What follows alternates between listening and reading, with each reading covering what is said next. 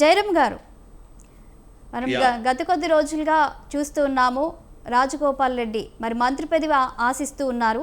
అయితే ఇప్పటి వరకు ఆయనకి మరి కాంగ్రెస్ పార్టీ నుంచి ఎలాంటి సమాచారం లేకపోవడంతో, అంటే క్లియర్గా ఆయనకి మంత్రి పదవి ఇవ్వలేరు అని ఒక మాట అయితే ఆయన క్లియర్గా చెప్పినట్లు తెలియడంతో ఆయన కొంచెం అసహనానికి గురై ఒకవైపు కాంగ్రెస్ పార్టీలోనే ఉంటూ మరి సీఎం రేవంత్ రెడ్డిపై కూడా ఆయన కొన్ని వ్యాఖ్యలు చేస్తూ ఉన్నారు వ్యతిరేకంగా.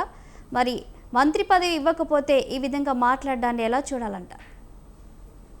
వైశాలి గారు, మీకు ప్యానెల్లో ఉన్న మిత్రులకు, స్వతంత్ర న్యూస్ ప్రేక్షకులకు మరోసారి నమస్కారం అండి. రాజగోపాల్ రెడ్డి ఈరోజు బెదిరించడం అనేది కొత్త ఏం కాదు. పదే పదే అంటే ఎమ్మెల్యే అయిన తర్వాత, ఎమ్మెల్యే కాకకు ముందు, ఇంతకుముందు కాంగ్రెస్లో ఉన్న తర్వాత అనేక సార్లు ఇలాంటి బెదిరింపు దొరలోనే వెళ్ళేవారు.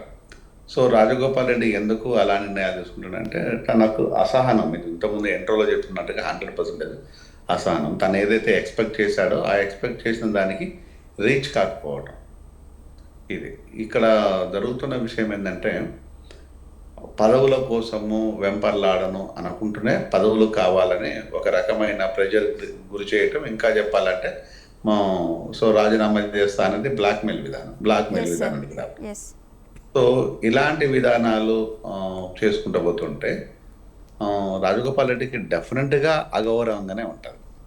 ఎందుకు అంటే, ఒకసారి కాంగ్రెస్లో ఉండి కాంగ్రెస్లో ట్రాక్ రికార్డు పెట్టేసుకొని చిన్న చిన్న వాటి కోసము బీజేపీలోకి వెళ్ళేసి, సరే బీజేపీలో అయినా ఉన్నాడా అంటే మళ్ళీ అక్కడి నుంచి మళ్ళీ కాంగ్రెస్లోకి వచ్చేసి, బీజేపీలోకి పోయిన తర్వాత మునుగోడు ఎలక్షన్ ఓడిపోయిన తర్వాత మళ్ళీ అక్కడి నుంచి వచ్చి కాంగ్రెస్లో చేరి, కాంగ్రెస్లో మళ్ళీ ఎమ్మెల్యే అయిన తర్వాత ఇప్పుడు నేను హోమ్ మినిస్టర్ కావాలా, అదర్వైజ్ ఎనీవన్ ఏదో ఒక మినిస్టర్ కావాలన్న దానికి వచ్చారు. హోమ్ కాకపోతే ఇంకొకటి, ఎందుకంటే హోమ్ మినిస్టరు, విద్యాశాఖ రెండు, ఎడ్యుకేషన్ అండ్ హోమ్ రెండు సీఎం దగ్గరే ఉన్నాయి కాబట్టి. అలాంటి ఉద్దేశాలతోనే ఆయన బ్లాక్మెయిల్ చేసుకుంటూ, బెదిరింపులు ధోరణి చేసుకుంటూ వస్తున్నాడు. ఇట్లాంటిది ఏది చేసినా కూడా అది ప్రజల కోసమే అంటే ప్రజలు పిచ్చోళ్ళేం కాదు, ప్రజలకు ఏమి తెలియకుండా ఏం లేరు. కావాలి అనే దాని మీద మీరు ఉండి ఇక్కడే ఉండి పని చేసినట్టు అవుతే డెఫినెట్గా మీరు సీనియరే, అలా డౌట్ ఏం లేదు. రాజగోపాల్ రెడ్డి ప్రజల్లో ఉన్న నాయకుడు, రాజగోపాల్ రెడ్డి సీనియరు, రాజగోపాల్ రెడ్డి నల్గొండలో అన్నదమ్ములలో ఒకరు.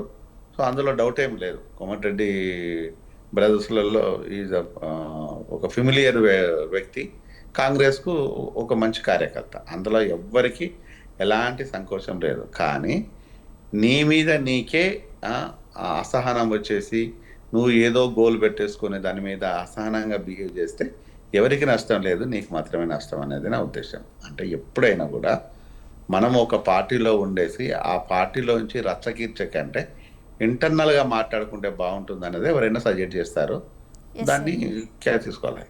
అదే విత్ ఇన్ ద ఇంటర్నల్గా కాకుండా ఇట్లా రోడ్డు మీదకి వచ్చేసి ప్రెస్ లోపల నానా గందరగోళం చేస్తే, ఎట్లాగూ కాంగ్రెస్ అంటే ఎవరిష్టానుసారంగా వాళ్ళు మాట్లాడతారు, ఎటువైపు ఉంటే అటువైపు లాక్కెళ్తారు. కాంగ్రెస్లో డెమోక్రసీ ఎక్కువ, కాంగ్రెస్ లోపల ఓవర్ డెమోక్రసీతోనే విపరీతమైన ఇట్లాంటి టాక్స్ వస్తుంటాయి.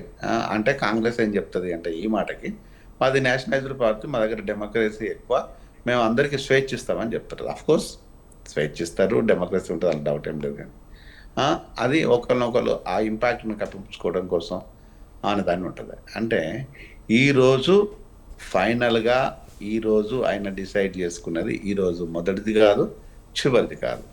ఏ రాజకీయ పార్టీలో ఉన్నా ఇలాంటి ధోరణులే ఉంటాయి. ఇక్కడ రాజకీయ పార్టీ కాదు, నువ్వు ఉన్నది ప్రభుత్వంలో ఉన్నావు, ఆ ప్రభుత్వంలో ఉన్నావు కాబట్టి ఇట్లాంటి చేస్తే నీకు మాత్రమే నష్టం అనే దాన్ని గమనించుకుంటే బాగుంటుంది అనేది ప్రజలు, ఇప్పుడు మునుగోడు ప్రజలు అనుకుంటున్న విషయం.